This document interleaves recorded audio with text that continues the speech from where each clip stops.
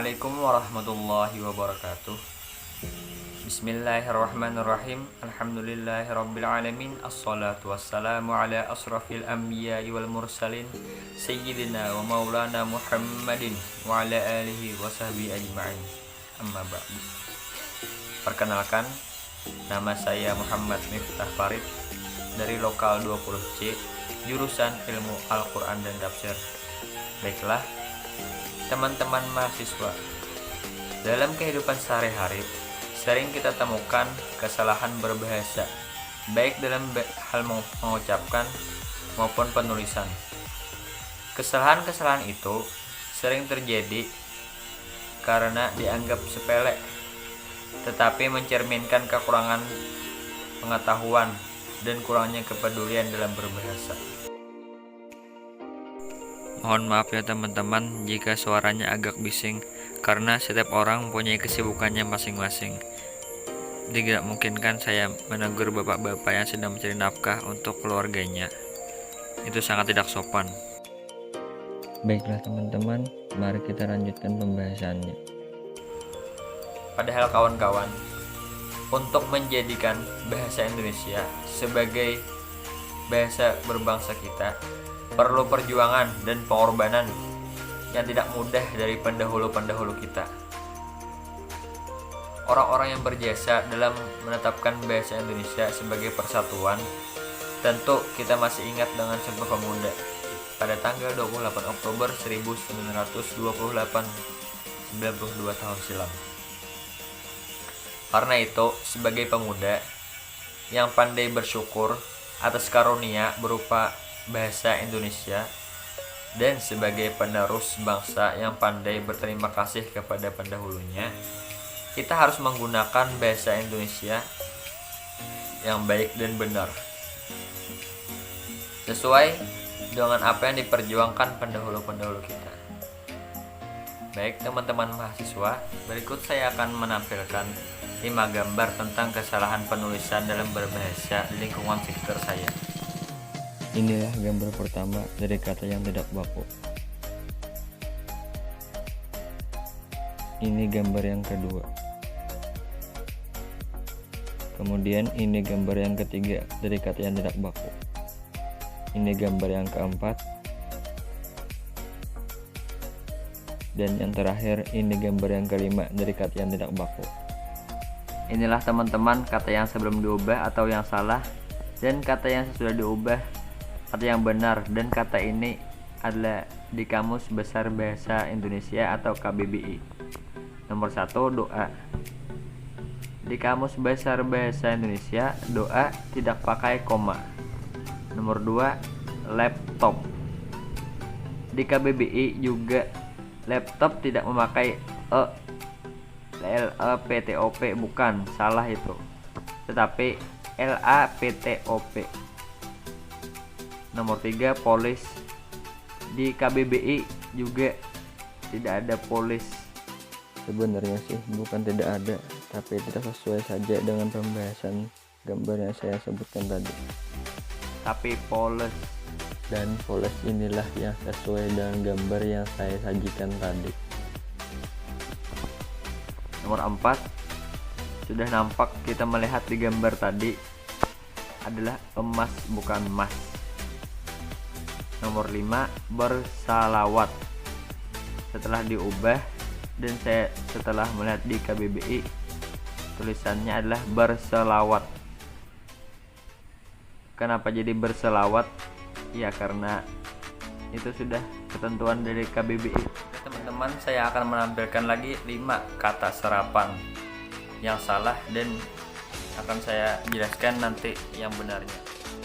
Ini adalah kata serapan yang pertama yang tidak baku. Ini kata yang kedua. Kemudian ini kata yang ketiga. Ini kata yang keempat.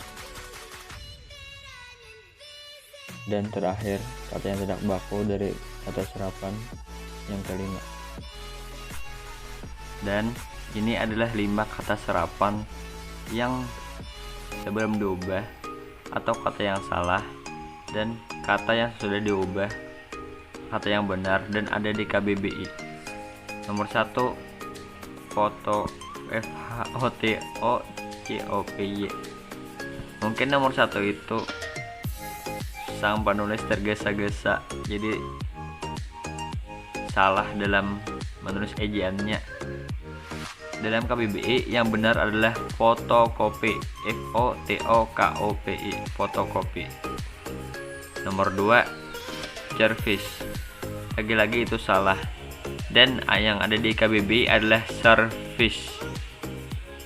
Nomor 3, private.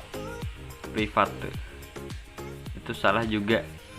Yang benar privat saja, tidak pakai e di ujungnya. Nomor 4, ada kata internet. Dan di KBBI adalah internet, pakai e sebelum t, bukan i. Jadi internet. Yang benar, yang salah internet. Nomor 5, elektronik. Itu juga salah. Yang benar adalah elektronik, bukan memakai c tetapi k, elektronik, bukan elektronik. Ya, soal nomor 2, saya akan menjelaskan 3 paragraf, pengertian, ciri-ciri, dan juga contohnya. Saya akan menjelaskan tentang paragraf deskripsi. Paragraf deskripsi adalah paragraf yang menggambarkan suatu objek dengan kata-kata yang mampu merangsang indera pembaca. Dalam paragraf ini, penulis ingin membuat seolah-olah dapat melihat, dengar, maupun merasakan apa yang sedang mereka baca. Ciri-cirinya, caranya yaitu menggambarkan suatu benda, tempat, atau suasana tertentu. Penggambaran dilakukan dengan melibatkan panca indera serta menjelaskan ciri-ciri objek seperti warna, ukuran, bentuk, dan keadaan secara terperinci. Contohnya, dalam waktu yang lama, aku mencoba melirik orang-orang di sekelilingku. Di sebelah kiriku, seorang gadis cantik berambut panjang. Sambil melirik, kuperhatikan dia. Gadis itu berambut pirang, berkulit kuning, dan berbibir tipis.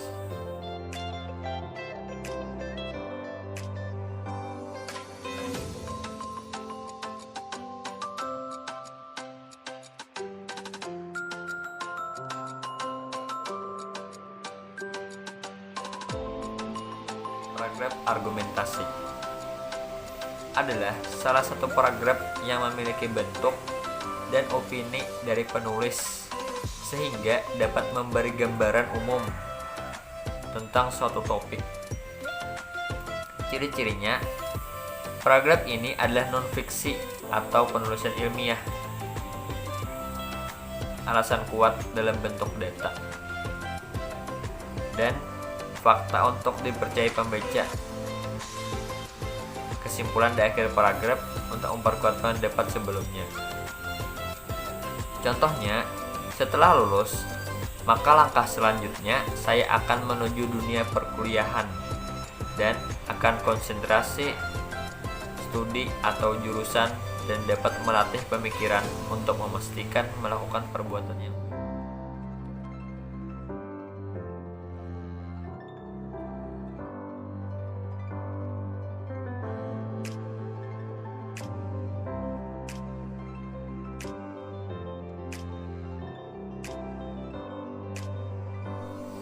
Dan yang terakhir adalah paragraf persuasi. Adalah salah satu paragraf yang berisi sebuah undangan atau panggilan kepada pembacanya, sehingga hal ini bertujuan untuk membuat seseorang yang membacanya dapat percaya. Ciri-ciri paragraf persuasi adalah gunakan bahasa yang menarik untuk mempermudah pembaca. Gunakan kata-kata dengan undangan yang mudah meyakinkan seseorang, dan fakta-fakta harus membuat percaya apa yang disampaikan. Contohnya, sampah yang dibuang sebuah hal yang sangat menjijikan karena sampah bisa menimbulkan bau tidak sedap. dan akan menyebabkan penyakit yang sangat berbahaya.